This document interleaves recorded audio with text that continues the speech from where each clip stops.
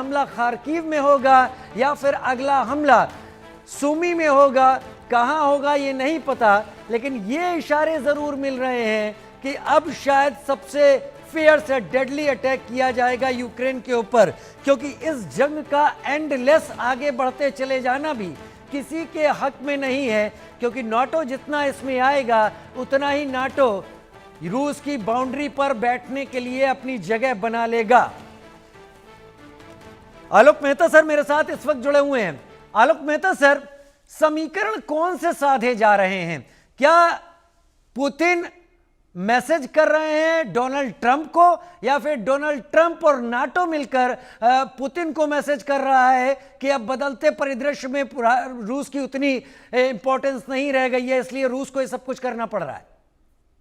देखिए, हम तुलना तो नहीं करते, लेकिन मैं आपको फिर से कहूंगा, हम भी क्या कह रहे हैं, हमें सिर्फ पाकिस्तान ऑक्युपाइड, वैसे इससे कोई बिल्कुल ही अलग है, उसको यूक्रेन से तुलना भी नहीं करना चाहता, लेकिन हमारा एरिया, हम क्योंकि भारत का दर्शक अपने को देखता है तो मैं उसके समझाना चाहता हूँ, हमारा लक्ष्य पाकिस्तान को खत्म करना नहीं है। हमारा लक्ष्य वहां कौन रहता है, बर्बाद होता है, 3 राज्य बनते हैं, नहीं बनते हैं, 6 बन जाए, मैंने अलग अलग देश टुकड़े हो जाए, हम सिर्फ अपना कश्मीर के लिए ही लड़ाई लड़ रहे हैं। और वो कश्मीर न देने के लिए अमेरिका, चीन, दुनिया उसके साथ देती है, उसलिए वो भारत के खिलाफ करता रहता है। यहाँ पर रूस जो शुरू का, यदि प्रारंभिक आप उस पर देखेंगे पिछले वर्षों का, मैं पुराना इतिहास पे भी नहीं जा रहा हूँ, केवल ये है कि पिछले दिन मैं लगातार चूंकि फॉलो करता रहा हूँ, इसलिए कह रहा हूँ कि जो रूसी भाषा वाला हिस्सा है, रूस उनका ये कहना था कि उनको बहुत ज्यादती हो रही थी, इसलिए मैंने पाकिस्तान ऑक्युपाइड कश्मीर का नाम लिया। वो कहते थे कि रूसी भाषा के लोगों को ऐसा किया जाए, जैसे आप कहते हैं हिंदू मुसलमान की तरह, तो हिंदू हो तो बाहर निकल जाए, तुम्हें कुछ नहीं मिलेगा, नहीं मिलेगा। उस रूसी भाषाई लोगों के उसको उनको लगा कि भाई ये तो, जैसे हम भी कहते हैं कि भाई जो ऐसे सिंधी बोल रहे हैं, तो हमारे यहाँ भी सिंधी तो बहुत अच्छे एक से एक लोग हैं, बड़े संपन्न हैं, यहाँ से लेके ब्रिटेन तक। तो वैसे ही उनकी रक्षा के लिए या उनके हितों के लिए कि वो हिस्सा बाद में उनको लगा है कि हम यहाँ रहना गलती हो गई यूक्रेन में, इसलिए यदि हम साथ में चले जाएंगे, ऐसा पुतिन या रशिया को महसूस हुआ होगा, या जो उनको समझ में आया। ये लड़ाई वहां से हुई है। अभी भी उनका लक्ष्य केवल वो है कि रशिया के उस हिस्से पर जिसको वो शुरू में, जिसके लिए उसने लड़ाई शुरू की है, उतना उसे मिल जाए। मैं अभी फिर कहूंगा, इसलिए तो आपसे फिर कह रहा हूं, बातचीत के दौर चलते रहेंगे, जितना हिस्सा मेरा है उतना मुझे मिल जाए,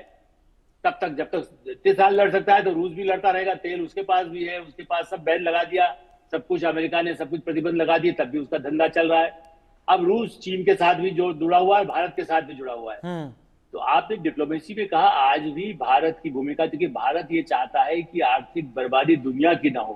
क्योंकि दुनिया की होती तो हमारी भी होगी ना। आज आपने यदि पढ़ा हो, अखबारों की हेडलाइन है कि चीन बड़े पैमाने पर, उनकी एप्लीकेशंस बार बार आ रहा है कि साहब इन्वेस्ट करना चाह रहे हैं, और उनको क्लियरेंस भी मिल रही है। चीन चाहे पाकिस्तान के साथ जो करे, वो पाकिस्तान में तो कोई जाना नहीं चाहता, अमेरिका भी प्रतियोगिता में है, यूरोप भी भारत आना चाहता है। तो भारत ये चाहता है कि दुनिया न लड़े, ना हमें लड़ने के लिए दूसरे को हथियार पाकिस्तान को आतंकवाद के लिए दे। आज भी डिप्लोमेसी में कोई भूमिका देर सवेर पर्दे के पीछे, मैं नहीं कह रहा हूं कि कोई ट्रंप की तरह से मोदी जी अनाउंस कर दे, देखो मैं इसको खत्म कर दिया, मैंने रोक दिया, लेकिन मेरा ऐसा मानना है कि भारत ही एक ऐसा देश है जो इन सब के बीच में धुरी की तरह काम कर सकता है, और कर भी रहा है कुछ हद तक। यूक्रेन के साथ भी आपने देखा होगा, और पुतिन के साथ भी, और ट्रंप के साथ भी जो संपर्क भारत के हैं, वैसा चीन के साथ भी है। वैसे पुतिन और कई बार वो तो मिल ही गए हैं, और ट्रंप भी धंधा करना होता है 30% पे आ गए, 200-250% लगा दिया था टैरिफ, और उस पे आ गए। तो मेरा ऐसा मानना है कि डिप्लोमेसी भी काम करेगी, लेकिन युद्ध भी चलता रहेगा, हथियारों का धंधा चलता रहे, कारखाने भी चलते रहे दवाई के, और बीमारी भी फैलती रहे। आप बस ये समझ लीजिए, इसका एक लाइन है। मैं आपको रोक रहा हूं सर, अभी व्लादिमीर ज़ेलेंस्की का एक बयान सामने आया है, यूक्रेन के राष्ट्रपति, उन्होंने कहा रूस को बातचीत की मेज पर आना ही होगा। रूस